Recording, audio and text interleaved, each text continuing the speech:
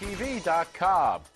In America today, 18-year-olds can get married, they can buy a gun, they can sign contracts, they can vote, but they can't buy a beer, and in many cases can't even legally enter a bar.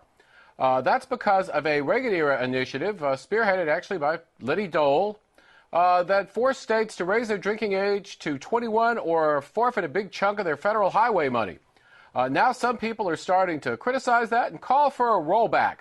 I'm joined today by John McCardell, former president of Middlebury College and a founder of Choose Responsibility and the Amethyst Initiative, who's one of those people doing it. And it's sort of funny, a lot of college presidents coming out in favor of lowering the drinking age. What's that all about?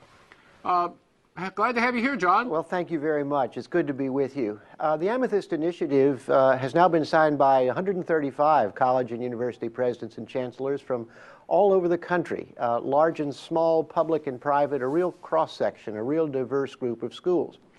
And these presidents, while they don't all necessarily agree that the age should be changed, all are very much in agreement that the law that has been on the books now for 24 years has wrought at least as many unintended consequences as it has conferred positive benefits.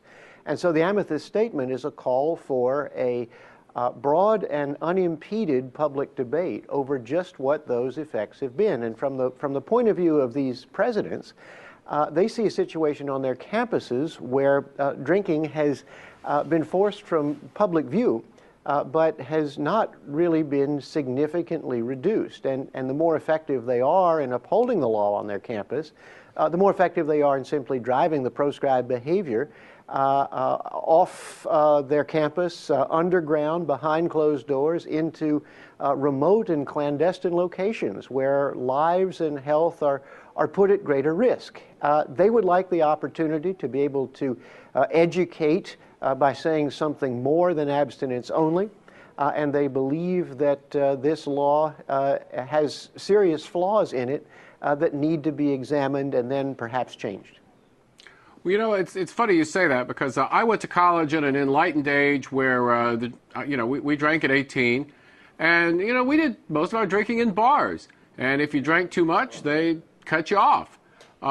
If you had problems back then with somebody drinking too much and getting sick enough to go to the emergency room or whatever, it was almost always some kind of fraternity initiation type thing.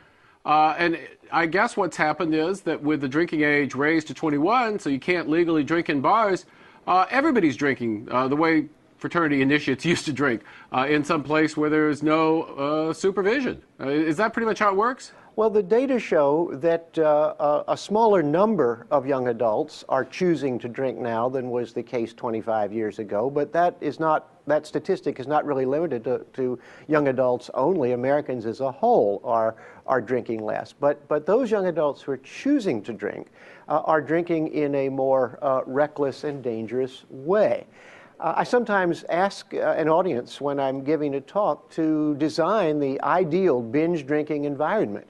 And when you think about it, the places where this risky behavior are most likely to take place are not restaurants, or not student unions, or not public gathering places, but they are the locked dorm rooms, the off-campus apartments, the farmers' fields, the unsupervised locations where there is little adult role modeling, and where the decisions that are made by young adults in the course of their introduction to alcohol carry with them greater risks. So yes, out in the open is generally better than behind closed doors, and to the degree that this law has simply put the behavior out of sight, it has also put lives and health at greater risk.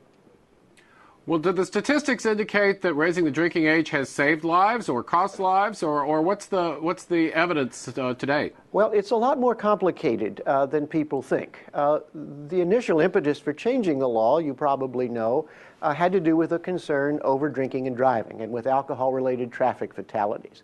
And in the 25 years since the law has been on the books, the number of alcohol-related traffic fatalities has declined.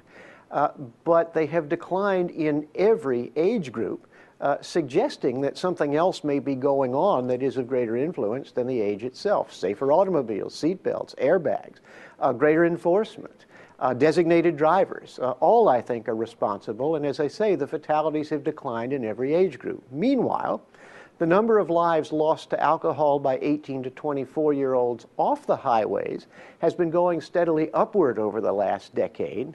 And the NIAAA statistics report that more than 5,000 lives are lost each year to alcohol by those under the age of 21. And more than 60% of those fatalities are occurring off the highways. It is therefore a mistake to measure the success of this law solely in terms of traffic fatalities. If the goal is to take drunks off the highways, there are far more effective ways, it seems to me, to do that than to set the drinking age. If the drinking age is the solution, why stop at 21? Won't we take more drunks off the highways with a higher age? Technology exists to deal with the problem of drinking and driving through such things as ignition interlocks, which, if they were to be punishments for first-time DUI offenders, would make it so drunks' cars wouldn't start. That's the way to deal with that problem. Meantime, not only do we see a higher percentage of fatalities occurring off the highways, this is only the tip of the iceberg. We see increasing reports of assaults and of date rapes, of property damage.